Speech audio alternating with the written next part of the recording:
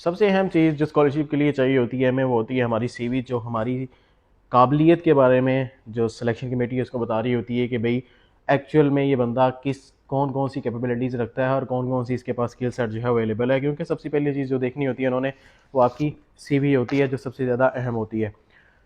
Most of the time जब मैं किसी जगह पे पोस्ट करता हूँ कोई पीएचडी पोजीशन अवेलेबल है और उस पर अप्लाई करने का, तो स्टूडेंट्स कहते हैं कि भाई हमारी सीवी जो है उसको रिव्यू कर दें आप। I receive a lot of emails जिसमें सीवीज़ हैं वो डिफरेंट फॉर्मेट्स के अंदर जो हैं वो सेंड की जाती हैं। कुछ इस तरह की होती हैं, कुछ इस तरह की होती हैं। तो हम आज उसके बारे में बात करेंगे, कौन सी सीवीज़ ऐसी हैं जो अच्छी हैं और कौन सी ऐसी हैं जो बिल्कुल बुरी हैं, और जब स्टूडेंट्स को कहा जाता है कि इसको इम्प्रूव कर लें, they don't do. Most of the time जो होता है स्टूडेंट्स जो हैं वो उसको समझते हैं कि शायद सीवी की इतनी बुकत नहीं है। एक्चुअल में आपकी जो सीवी है वो बहुत ज़्यादा अहमियत की हामिल होती है।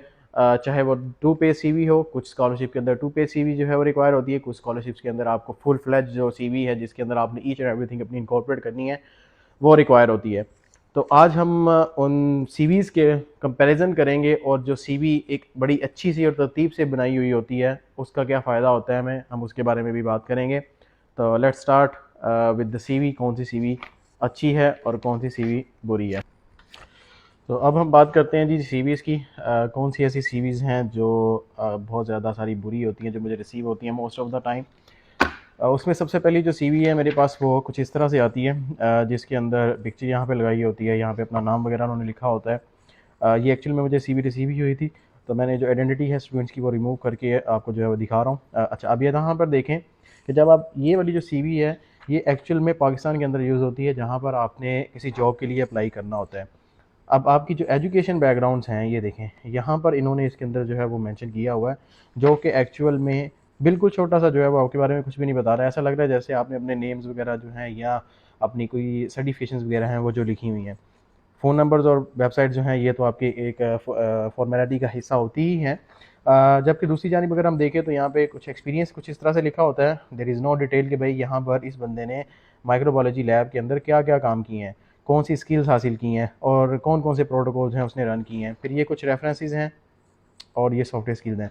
This CV is not telling anything about student, के वो स्टूडेंट किसके कौन सी कैपेबिलिटी का हामिल है और कौन कौन सी उसके पास जो है वो स्किल सेट मौजूद है। इसी तरह से एक और सीवी जो मेरे पास आई मौजूल होती है वो कुछ इस तरह से होती है, single page CV, curriculum vitae, profile student का और कुछ उसके ऊपर जो है उन्होंने लिखे होते हैं। इसके अंदर भी आप स्टूडेंट के बारे में कुछ नहीं बता सकते कि उसके पास कौन सा स्किल सेट है, इवन दो कि उसने एमफिल फिजिक्स की है, एमएससी फिजिक्स की है, लेकिन उसका जो स्किल सेट है, थीसिस क्या था, रिसर्च बैकग्राउंड क्या था, वो भी इसके अंदर कोई भी नहीं बता रही होती। ये वाली जो सीवीज़ होती हैं ये हम पाकिस्तान के अंदर टीचिंग की जो जॉब्स होती हैं वहाँ पर अप्लाई कर रहे होते हैं। उसके अलावा मुझे कुछ सीवीज इस तरह से मौसूल होती हैं जिसके अंदर डिटेल्स हैं वो काफ़ी ज़्यादा होती है। This CV can be use for different जो ऑर्गेनाइजेशन है उसके अंदर, क्योंकि ये बहुत कॉम्पैक्ट सीवी है, 2 पेज की सीवी है और इसके अंदर ईच एंड एवरीथिंग जो है वो बड़े अच्छे से जो है वो बयान किया हुआ है। लेकिन यहाँ पर एक जो छोटी सी इसके अंदर मिस्टेक है, ये सीवी इम्प्रूव हो सकती है, और वो मिस्टेक ये है कि यहाँ पर अगर आप देखें कि मास्टर इंफॉर्मेटिंग एंड कम्युनिकेशन इंजीनियरिंग जो है इस बंदे ने की है और उसके अंदर उसने ये कोर्सेज पढ़े हैं। अगर ये बंदा चाहता तो यहाँ पर अपने थीसिस के बारे में मेंशन कर सकता था, और जो कोडिंग स्किल्स हैं इसमें उसने सीखी हैं। फॉर एग्जांपल इस बंदे ने जो है वो कोई टूल बनाया है जिसके अंदर उसने सी प्लस प्लस जो है वो यूज़ की है, ठीक है, या सी शार्प यूज़ की है, या उसने PHP यूज़ की है, या पाइथन यूज़ की है, और उसको यूज़ करते हुए उसने कोई प्रोजेक्ट जो है वो बनाया, तो वो ज़्यादा बेहतर होता है इंस्टेड कि आप अपने जो कोर्सेज़ हैं वो मेंशन कर दें, क्योंकि ये वाले जो कोर्सेज़ हैं आपके ये ऑलरेडी मेंशनड होते हैं आपकी जो ट्रांसक्रिप्ट है उसके ऊपर, ठीक है। बाकी उसने जो है ये एक बहुत अच्छी तरह से सीवी जो है उसने पेपर बयान की हुई है, but this CV can be improve in terms of readability. जैसा कि ये कोर्सेज है ये ऑलरेडी मेंशनड है आपके जो ट्रांसक्रिप्ट है उसके अंदर, ये वाला जो है ये भी मेंशनड है आपके ट्रांसक्रिप्ट के ऊपर, लेकिन आप अगर इसमें स्किल सेट जो है वो मेंशन करें तो वो ज़्यादा बेहतर होगा। इसी तरह से ये देखें, अब यहाँ पर इन्होंने थीसिस और प्रोजेक्ट जो है ये मेंशन किया हुआ है, तो ये जो थीसिस होते हैं ये कॉरिस्पॉन्ड करते हैं कि जिस सेक्शन के अंदर हम बात कर रहे हैं मास्टर्स की, जहाँ पर थीसिस होता है वहाँ पर मेंशन किया जाए इसको, ठीक है जी। अब जो प्रोजेक्ट्स इन्होंने मेंशन किए हुए हैं, this is one of the best way कि आप किस तरह से अपनी जो प्रोजेक्ट्स हैं उनको मेंशन कर सकते हैं।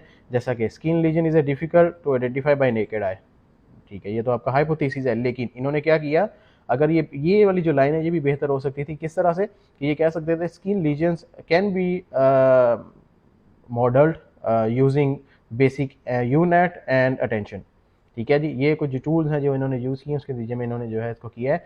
तो ये जो स्किल्स होती हैं वो आप इसमें अगर मेंशन करें, for example what you did, how you did and what you got, जिसके अंदर आपका मेथोडोलॉजी, ठीक है, हाइपोथेसिस, मेथोडोलॉजी एंड रिजल्ट जो हैं वो उसके अंदर शो हो रहे होते हैं, जो आपको बता रहे होते हैं कि भाई इसमें कुछ ना कुछ इसने किया हुआ है। ठीक है जी।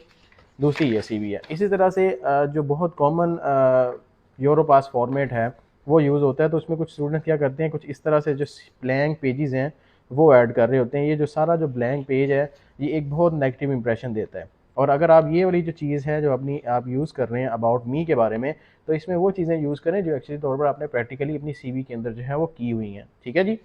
अब ये जो CV, ये जो ब्लैंक पेज है ये तो बहुत बुरा है। अब हम आगे चलते हैं। अब यहाँ पर देखें कि स्टूडेंट ने अपने बारे में बताया है कि उनके पास मास्टर ऑफ फिलोसफी MPhil की केमिस्ट्री की डिग्री है, लेकिन उन्होंने इसमें थीसिस का मेंशन नहीं किया कि भाई इनके जो थीसिस था वो किस चीज़ के ऊपर था, और थीसिस के 3 से 4 ऑब्जेक्टिव जिन्होंने किए थे with what they did, how they did and what they got from that particular experiment.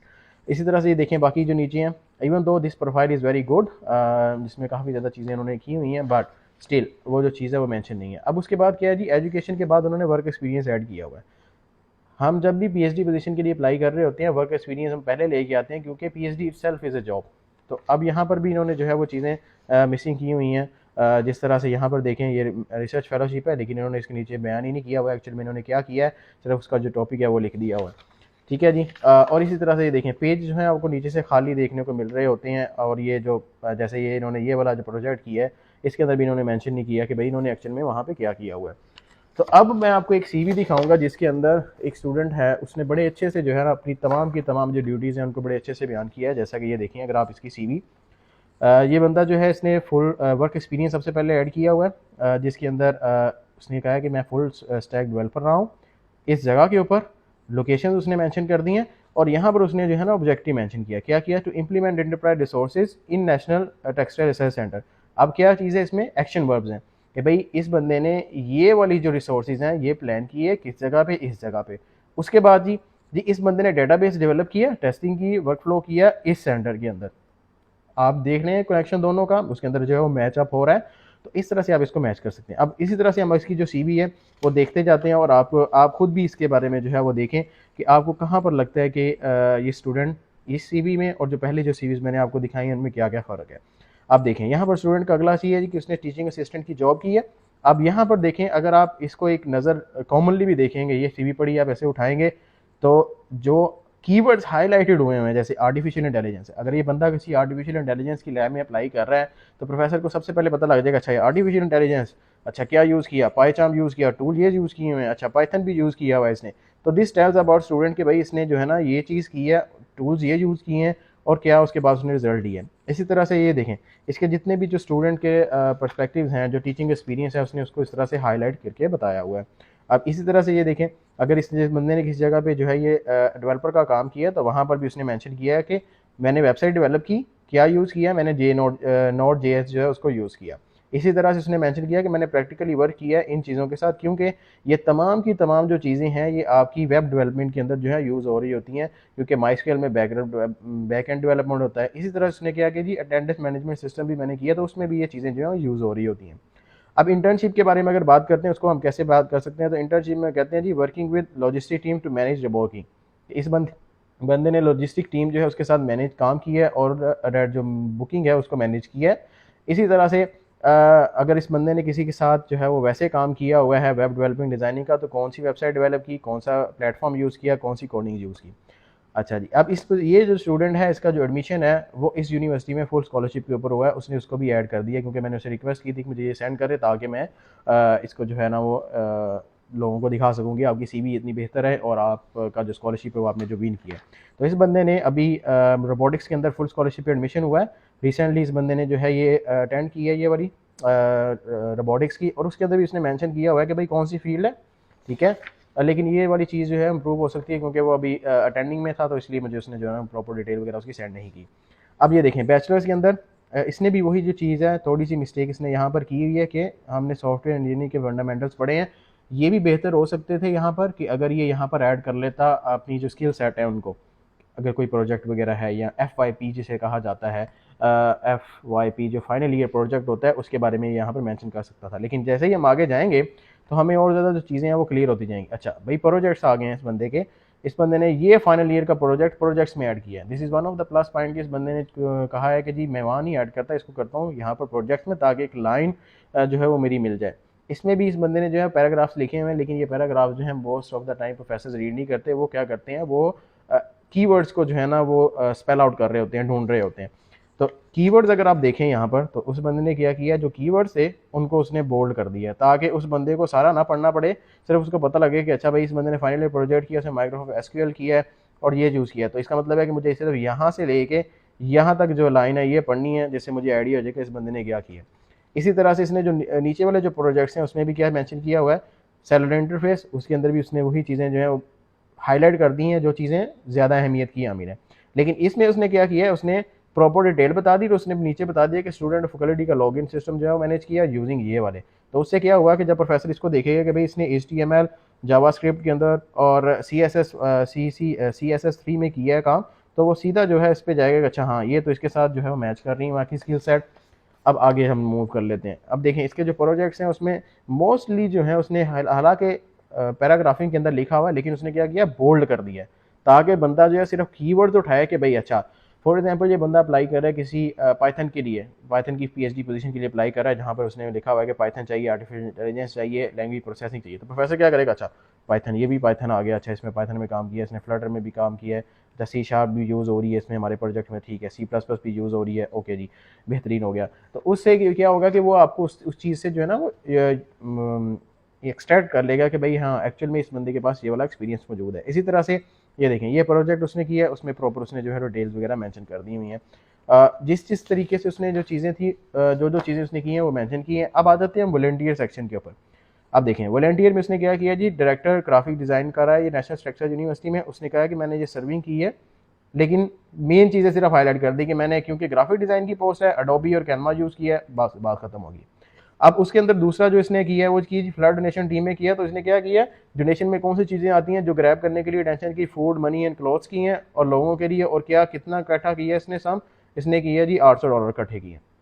तो क्या हुआ कि ज़्यादा सारा पढ़ने की ज़रूरत नहीं होगी बंदे को, सिर्फ वो क्या करेगा, अच्छा मेंबर था ये फ्लड डोनेशन का, डोनेशन में क्या किया, मनी ली, क्लोथ वगैरह लिए, और वो उसके अंदर जो है उसे मेंशन कर दिया। अब अवार्ड्स एंड ऑनर के अंदर देखें कि एप्रिसिएशन मेडल जो है उसकी जो सेकंड फाइनल ईयर में सेकंड पोजीशन है, ठीक है, ये भी मेंशन कर दिया, A+ ग्रेड्स हैं। और इसके ये जो चीज़ें हैं ये बहुत ज़्यादा अहम होती हैं आपकी स्कॉलरशिप के अंदर, क्योंकि ये आपकी टीम बिल्डिंग, टीम कैपेबिलिटीज़ और स्किल सेट जो है उसको मेंशन कर रही होती हैं। अब डिजिटल स्किल्स के अंदर उस बंदे ने मोस्टली स्टूडेंट्स क्या करते हैं कि ऐड कर देते हैं जी स्काइप यूज़ करना आता है, जीमेल यूज़ करना आता है, वेब सर्फिंग आती है। These are the thing that आपकी कॉमनली यूज़ होती हैं, डिजिटल स्किल्स के अंदर नहीं आती। डिजिटल स्किल्स आपकी होती हैं एक्चुअल में आपके रिलेटेड टू प्रोजेक्ट्स, जो एक्चुअल में आपके प्रोजेक्ट्स के साथ भी मैच कर रही हैं और आपने उनके साथ प्रैक्टिकली काम किया है। बेसिक चीज़ें हैं ना उनको ना ऐड करें, उससे जो आपकी स्किल सेट है ना डिजिटल स्किल्स वो बहुत डिफरेंट हो जाती है। ठीक है जी। अब आ जाते हैं जी लैंग्वेज के बारे में। बहुत से स्टूडेंट जो हैं वो लैंग्वेज में मेंशन कर देते हैं उर्दू, और ये जो लेवल है ना ये बहुत ज़रूरी है मेंशन करने, क्योंकि इन्हीं की बेस के ऊपर आपको जो है वो जज किया जाता है कि इसके पास B1 B2 है सर्टिफिकेशन, तो वो किस बुनियाद पे। आप इंग्लिश प्रोफिशिएंसी को प्रूव करने के लिए अपनी यूनिवर्सिटी का जो इंग्लिश प्रोफिशिएंसी सर्टिफिकेट है उसको भी यूज़ कर सकते हैं। फाइनली एंड पे आ जाते हैं हम जी रिकमेंडेशन के ऊपर। अब रिकमेंडेशन जो है उसके अंदर अगर हम बात करें तो स्टूडेंट्स क्या करते हैं, एक ही लाइन में सारा कुछ मेंशन कर देते हैं। तो आपको चाहिए कि आप क्या करें, नेम बोल्ड करें, डॉक्टर जो उसका प्रॉपर नेम है वो यहाँ पे मेंशन करें, उसका डेजिग्नेशन सबसे ऊपर मेंशन कर दें, फ़ोन नंबर जो है कुछ इस तरह से मेंशन करें क्योंकि +92 पाकिस्तान का डायलिंग कोड है। उसके बाद जो लोकल नेटवर्क का सिम है, उसके बाद जो उनकी जो ईमेल आईडी है वो कोशिश करें कि यूनिवर्सिटी की ईमेल आईडी हो, ताकि उससे जो है वो बेहतर पता लगे। अब उनका जो एफिलिएशन है वो मेंशन कर दें कि ये प्रोग्राम के डायरेक्टर हैं इसके और इस डिपार्टमेंट के अंदर यहाँ पर होते हैं। तो ये जो इस तरह से अगर आप अपनी CV बनाएंगे तो वो ज़्यादा बेहतर रहेगी और ज़्यादा अटेंशन जो है उसको ग्रैब कर सकेगी। तो अब आपको आइडिया हो गया होगा कि जो CVs हैं वो कितनी ज़्यादा अहम होती हैं स्कॉलरशिप की, क्योंकि मैंने आपको एक CV जो दिखाई है वो एक स्कॉलरशिप होल्डर की है जिससे फुल स्कॉलरशिप मिला है नज़रबायव यूनिवर्सिटी जो कज़ाकिस्तान की है वहाँ पर। उसके अलावा इनको डिफरेंट अपॉर्चुनिटीज़ मिली थी, इनको मलेशिया के अंदर भी स्कॉलरशिप मिला था, लेकिन वो यहाँ वहाँ पर नहीं गए क्योंकि वो फुल फंडेड स्कॉलरशिप नहीं था, but it was like research assistant kind of job. इसी तरह से इन्होंने समर स्कूल जो है वो फुली फंडेड जो है वो अटेंड किए हैं चाइना में, जो मैंने आपको उसकी CV के अंदर मेंशन किया है। तो इस तरह से आप अपनी CV को बना के उसके अंदर अगर आप मेंशन करते हैं चीज़ों को, तो उससे क्या होता है कि उस बंदे का ज़्यादा बिल्ड जो है वो नज़र आ रहा होता है कि इसके पास स्किल सेट भी मौजूद है और इस बंदे के पास वो तमाम चीज़ें मौजूद हैं जो हमें चाहिए। अगर मैं हायर कर रहा हूँ किसी बंदे को इन तमाम सीवी के अंदर जो मैंने रिव्यू की हैं, तो उसमें से ज़ाहिर सी बात है मैं उस बंदे को करूँगा जिसकी सीवी बहुत बेहतरीन होगी और वो जो स्किल सेट उसने बयान किया हुआ है वो हमारे साथ मैच कर रहा होगा। तो अगर आप चाहते हैं कि आपकी स्कॉलरशिप मिले तो कोशिश करें कि अपनी जो सीवी है उसको एक अच्छे से फॉर्मेट करें, क्योंकि most of the time professors के पास इतना टाइम नहीं होता कि वो आपकी सारी की सारी जो सीवी है उसको देखें। तो वो क्या कर रहे होते हैं, वो कीवर्ड्स को एनालाइज कर रहे होते हैं। और मोस्ट ऑफ द टाइम ये होता है कि सॉफ्टवेयर सिस्टम्स होते हैं जिसको यूज़ किया जा रहा होता है, जो आपकी सीवी आप ऑनलाइन पोर्टल पे सबमिट करते हैं, वो सॉफ्टवेयर एनालाइज करता है, कीवर्ड्स को ढूंढता है और उसके बाद वो जो मैचिंग वाले सीवीज होती हैं उनको सेपरेट करके रख देता है कि भाई ये वाले जो बंदे हैं इनके पास ये स्किल सेट मौजूद है, इनके पास ये कीवर्ड जिन्होंने अपनी सीवी में यूज़ किए हैं, तो वो उसको साइड पे कर देता है और बाकी जितनी भी एप्लीकेशन होती हैं वो पहली स्टेज के ऊपर ही, इनिशियल स्क्रूटनी के ऊपर ही रिजेक्ट हो जाती हैं। तो आप ऐसा करें कि वो फॉर्मेट यूज़ करें जो यूनिवर्सली डिफरेंट जो प्लेटफॉर्म है उनके ऊपर एक्सेप्टेबल हो, जिसके अंदर यूरोपास का जो फॉर्मेट है वो सबसे बेस्ट है, क्योंकि वो तमाम के तमाम जो सिस्टम या सॉफ्टवेयर यूज़ हो रहे होते हैं उनके अंदर भी वो कंपेटेबल होता है और उसके अंदर आपके पास अपना राइट होता है कि आप जो जो चीज़ें ऐड करना चाहें उसके अंदर वो ऐड कर सकते हैं। तो इसलिए जब कोई सीनियर आपका कहता है कि भाई इस बंदे इस सीवी को थोड़ा इम्प्रूव कर लें और इस सीवी के अंदर आप कोशिश करें कि ये यूरोपास फॉर्मेट यूज़ करें, तो काइंडली वो टूल यूज़ करें, क्योंकि वो जो टूल है वो आपको, अगर आप यूरोप के अंदर अप्लाई कर रहे हैं तो इट्स गोना बी 27 और 28 कंट्रीज़, पूरा शेंजन जोन जो है वो सिर्फ यूरोपास सीवी ही यूज़ करता है। ठीक है, क्योंकि वो यूनिवर्सल सिस्टम उन्होंने बना लिया है और उसी के थ्रू जो है वो रिक्रूटमेंट और सिस्टम जो है वो कर रहे होते हैं। तो इसलिए अपनी सीवी जो है उसको अच्छी करें, उसके अंदर स्किल सेट ऐड करें, पब्लिकेशंस ऐड करें, उसमें डिफरेंट प्रोजेक्ट्स जो हैं उनको ऐड करें जो आपने किए हैं फाइनल ईयर के अंदर। अगर आप थर्ड ईयर स्टूडेंट हैं तो अभी भी आपके पास टाइम है कि आप फोर्थ ईयर के अंदर कोई पेपर वगैरह लिख के निकाल लें, कोई आप अपनी प्रोजेक्ट्स कर लें, कोई इंटर्नशिप्स कर लें, फ्री ऑफ कॉस्ट इंटर्नशिप जो होती हैं विदाउट पे वो कर लें, तो उससे आपकी जो सीवी है वो खातिर खा इम्प्रूव हो जाएगी। क्योंकि अभी बहुत ज़्यादा सारा आपको कंपटीशन देखने को मिलता है, तो आपकी जो सीवी है वो इट रियली मैटर्स। ठीक है, उम्मीद करता हूँ कि आपको ये छोटी सी जो वीडियो है पसंद आई होगी। छोटी तो नहीं, काफ़ी लंबी हो गई है, but it will be helpful. अगर कहीं पे भी आपको कोई क्वेश्चन हो तो आप मुझसे पूछ सकते हैं कमेंट करके। तब तक के लिए आप अपना ख्याल रखिएगा।